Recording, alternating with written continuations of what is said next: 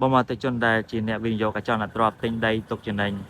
ឬក៏ទុកអភិវឌ្ឍទៅលើប្រភេទលំនៅឋានឬក៏ឃ្លាំងជាដើមខ្ញុំមានដីមួយកន្លែងនៅលើផ្លូវតុលាការខេត្តសៀមរាបបាទខាងមុខខ្ញុំនោះគឺតុលាការខេត្តសៀមរាបផ្លូវកស៊ូទៅតែចាក់រួចរាល់22ម៉ែត្របងប្អូនជនម្ចាស់គាត់លក់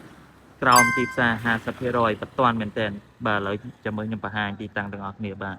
នេះបាទនៅចិត្តជាមួយនឹងតុលាការតែម្ដងបងប្អូនជនណាដីនៅខាងមុខខ្ញុំនេះបាទមានរបងហើយស្អាតស្រាប់មកចុំតែម្ដងផ្លូវ3បាទអញ្ចឹងសម្រាប់ទំហំក្បាលដីគឺពីនេះរហូតដល់នោះបាទគឺក្បាល56ជំរឿ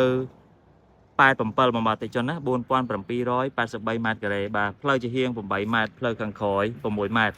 ហើយផ្លូវខាងមុខដី22ម៉ែត្របុកទៅត្រង់គឺទៅសាលាសង្កាត់ជ្រាវផ្សារជ្រាវក្បាត់ក្រុងទី2បាទទីតាំងមួយកន្លែងនេះបងប្អូនជនដែលជាអ្នកទិញដីទុកចំណេញឬក៏ជាអ្នកអភិវឌ្ឍ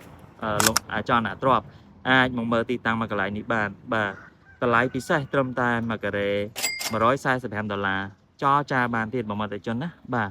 ដីស្អាតមែនទែនហើយធានាជូនថានៅលើផ្លូវនេះអត់មានតម្លៃណាដោយតម្លៃដីមួយកន្លែងនេះទេបាទនេះ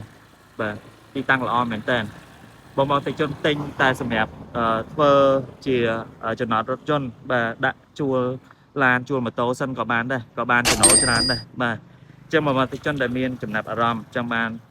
ទីតាំងមួយកន្លែងនេះក៏ដូចជាចង់សាកសួរព័ត៌មានលម្អិតបន្ថែមបាទអាចទំនាក់ទំនងមក contact បងអូនខាងលើបានបាទអរគុណជំរាបលា